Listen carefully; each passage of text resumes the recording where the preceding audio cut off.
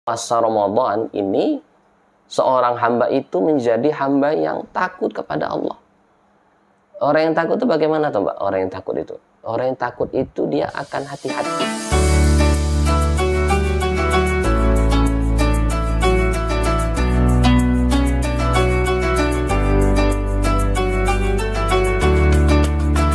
Alhamdulillah, terima kasih. Pertanyaan yang kedua, nggak kalah menariknya nih. Tujuan diperintahkan puasa Ramadan. Sebenarnya tujuannya apa sih? Kenapa kita itu diperintahkan untuk berpuasa di bulan Ramadan ini? Iya. Alhamdulillah. Sebenarnya ini butuh jawaban yang cukup panjang juga sebenarnya. Tapi dengan waktu yang terbatas, nanti sahabat-sahabat desa nanti bisa mencari referensi-referensi lain yang recommended untuk menambah keilmuannya. Tapi secara garis besar itu begini, Allah Subhanahu wa Ta'ala, setiap Allah Subhanahu wa Ta'ala itu memberikan syariat, menetapkan satu syariat, apapun itu syariatnya, itu sebenarnya porosnya satu. Apa? Taqwallah. Taat kepada Allah, taqwallah. Jadi makna taqwallah itu jangan maknanya sempit ya, jangan maknanya sempit. Maka makna taqwallah itu paling tidak itu memiliki 4 makna, paling tidak. Begitu. Paling tidak memiliki 4 makna. Yang pertama ya, taqwallah itu maknanya adalah al-amalu bitanzil. Jadi orang yang setelah dia melaksanakan, dalam hal ini kan puasa Ramadan, setelah dia melaksanakan ibadah Ramadan 1 bulan penuh, maka diharapkan seorang hamba ini menjadi hamba yang bertakwa kepada Allah. Artinya dia menjadikan Al-Quran sebagai pegangan hidupnya. Yang kedua, makna taqwallah itu adalah al-khawfu bil jalil, yakni takut kepada Allah. Jadi setelah melewati puasa Ramadan ini, seorang hamba itu menjadi hamba yang takut kepada Allah. Orang yang takut itu bagaimana tuh Mbak? Orang yang takut itu dia akan hati-hati, dia akan waspada. Bagaimana agar aktivitas dia itu tidak mendatangkan tidak mendatangkan marahnya Allah, tidak terjerumus ke dalam maksiat, karena dia tahu ketika terjerumus ke dalam maksiat, ingat, inna azabi lasyadid, sesungguhnya azab Allah itu sangatlah pedih. Yang ketiga, takwa Allah itu juga artinya al-qana'atu bil qalil, merasa cukup dengan apa yang Allah berikan. Artinya seorang mukmin itu ya, jadi setelah Ramadan ini dia menjadi hamba yang tidak serakah. Hari ini kan banyak orang korupsi ya, itu kan sesuatu hal aib bagi kita. Seorang muslim kok korupsi, piye toh? Begitu. Maka sungguh Ramadan ini adalah wasilah takwa, wasilah menjadi hamba yang qana'atu bil qalil. Yang keempat, takwa itu maknanya al-isti'dad li yaumir rahir, yakni mempersiapkan bekal untuk akhiratnya. Wallahu a'lam bishawab. Kemudian sekali lagi kita lihat ini tujuan diperintahkannya puasa itu terlihat dalam ayat yang Allah jelaskan, ya ayyuhallazina amanu kutiba alaikumusiyam kama kutiba alal ladzina min qablikum la'allakum tattaqun. Ayat akhirnya nih, la'allakum tattaqun. Ini artinya bukan mudah-mudahan ya. La'alla di sini bukan artinya mudah-mudahan, bukan semoga. Tapi apa? Kalau hamba itu melaksanakan puasa Ramadan dengan baik dan benar, dengan benar-benar ikhlas karena Allah, kemudian dia mutaba'atur rasul, sesuai dengan tuntunan Nabi Shallallahu Alaihi Wasallam, maka pasti dia akan menjadi hamba yang bertakwa kepada Allah. Alhamdulillah sangat relevan sekali ya, Tat, karena beberapa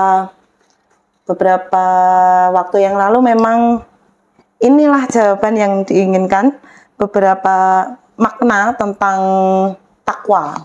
Jadi takwa itu ada 4. Nah, ini baru dipaparkan sama panjenengan. Pertanyaan yang ketiga, rukun puasa itu apa saja sih, Tat? Ya, Bismillah.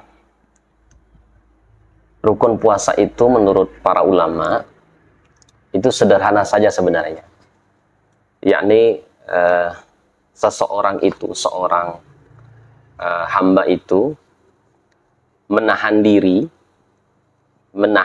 dari segala pembatal-pembatal puasa. Ya, jadi segala pembatal-pembatal puasa nanti kita bahas sendiri.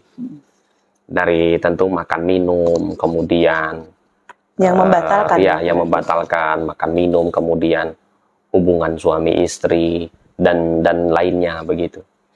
Nah, seseorang itu menahan diri dari hal-hal yang membatalkan puasa dari terbitnya fajar. Nah, fajar ini pun juga nanti ada pembahasan sendiri. Fajar yang mana nih?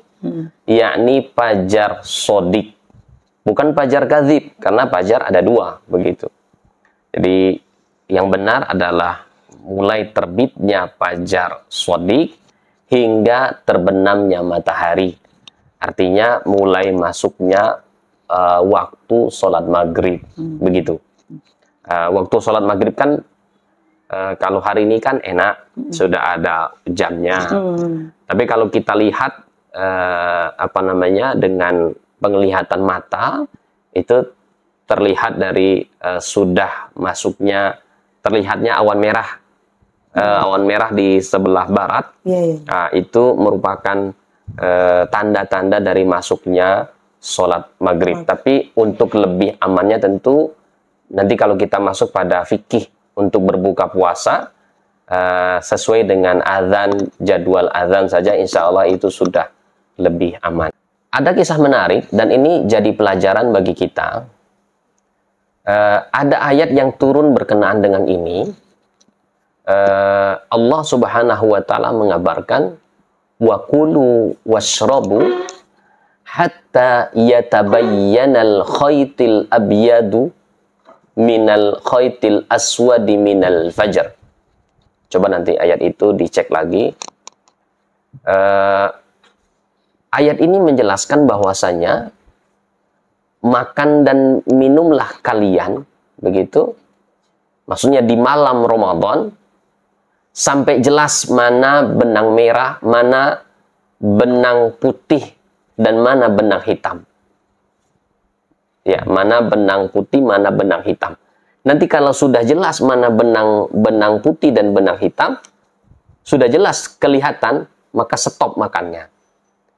Nah, ini sahabat yang mulia, ya, Adi bin Hatim radhiyallahu an, mendengar ayat ini, dia itu pulang ke rumahnya, dan waktu ketika subuh begitu, dia lihat benangnya, ambil benang begitu ya, ya memahaminya kan tekstual begitu, ambil benang, mana benang putih, benang hitam dilihat. Lah kok tidak bisa ya membedakan? Nggak bisa, karena ketika masih subuh begitu sama saja warnanya begitu, hitam semuanya atau putih semuanya begitu. Maka hal ini dia adukan kembali kepada Nabi Shallallahu Alaihi Wasallam. Maka apa yang katakan Nabi? Tertawa begitu, tertawa melihat tingkah laku dari sahabat yang mulia Adi bin Hatim ini. Maka ini sebenarnya pelajaran juga bagi kita, ya, pelajaran juga bagi kita. Oh, ternyata memahami ayat itu jangan tekstual begitu. Maka kaidah Allah Subhanahu wa taala pun telah menjelaskan, fas'alu ahla dzikri in kuntum la ta'lamun. Orang ngerti, tanyalah kepada orang yang paham urusan ini begitu. Maka makna, ya, jelasnya benang hitam dan benang putih di sini ya, itu artinya adalah jelasnya masuknya siang. Maka jelasnya masuknya siang itu dengan terbitnya fajar shodiq. Nah, jelasnya masuknya terlihatnya fajar shodiq begitu. Maka mulai terlihatnya fajar shodiq ini seseorang itu sudah harus menahan diri dari puasa, dari hal-hal pembatal puasa hingga tenggelamnya matahari. Inilah rukun penting sahnya seseorang itu melakukan siyam Ramadan. Setelah kita tahu apa saja rukun puasa, lalu siapa saja sih sebenarnya yang boleh berpuasa dan yang tidak wajib, yang wajib berpuasa dan yang tidak wajib berpuasa?